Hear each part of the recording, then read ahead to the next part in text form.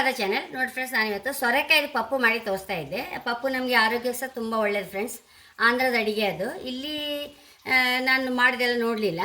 ಹಾಗೆ ನಾವೆಲ್ಲ ಸಣ್ಣದಿರುವಾಗಿಂದ ಯಾವಾಗ ನೋಡಿದ್ರು ಮನೇಲಿ ಹೆಚ್ಚಾಗಿ ಈ ಪಪ್ಪುಗಳೇ ಮಾಡೋದು ಫ್ರೆಂಡ್ಸ್. ಎಲ್ಲ ತರಕಾರಿ ಹಾಕಿ ಪಪ್ಪು ಹೆಚ್ಚು ಕಾಯಿ ಯೂಸ್ ಮಾಡೋದೇ ಇಲ್ಲ ಅಲ್ಲೆಲ್ಲ.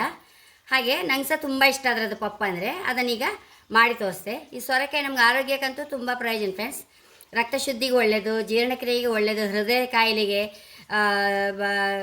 ಮತ್ತು ಸ್ಕಿನ್ನಿಗೂ ಒಳ್ಳೆಯದು ಫ್ರೆಂಡ್ಸ್. ಕೂದಲಿಗಂತೂ ತುಂಬ ಒಳ್ಳೆಯದು.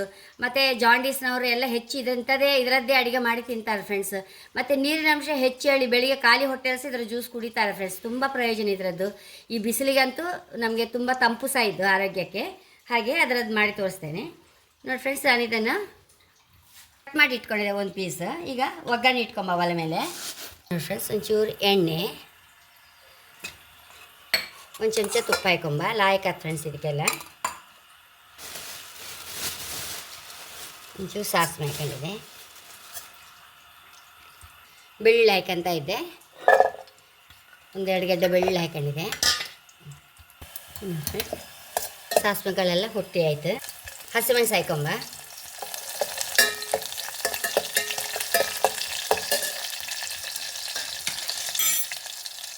ಫ್ರೆಂಡ್ಸ್ ಒಂದು ಟೊಮೆಟೊ ಕತ್ತರಿಸಿ ಇಟ್ಕೊಂಡ್ರೆ ಅದನ್ನು ಹಾಕೊಂಬ.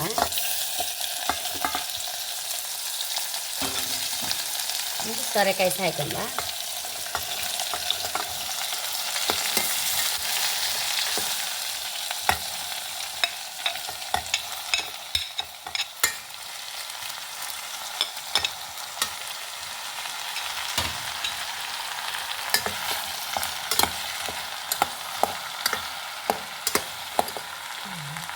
ಒಂಚೂರು ನೀರು ಹಾಕೊಂಬ.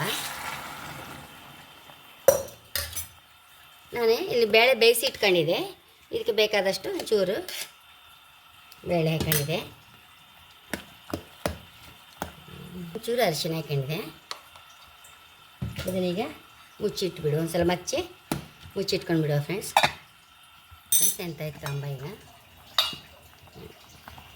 ನೋಡಿ, ಒಂದು ನಿಮಿಷದಲ್ಲಿ ಬೇಯ್ತದೆ. ಅದೇನು ಗಂಟೆಗಟ್ಟಲೆ ಬೇಕಂತಿಲ್ಲ ನೋಡಿ. ಬೇವನೆಲ್ಲ ಹಾಕಂತ ಇದ್ದೆ, ಕೊತ್ತಂಬರಿ ಸೊಪ್ಪು ಹಾಕಂತ ಇದ್ದೆ.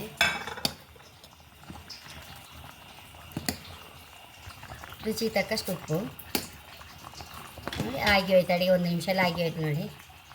ಎಷ್ಟು ಆರೋಗ್ಯಕರವಾದ ಪಪ್ಪು ರೆಡಿಯಾಗಿದೆ. ಚೂರು ಬೆಂಕಿ ಆಫ್ ಮಾಡಿ ಲಿಂಬೆಹಣ್ಣು ಹಾಕೊಂಬ.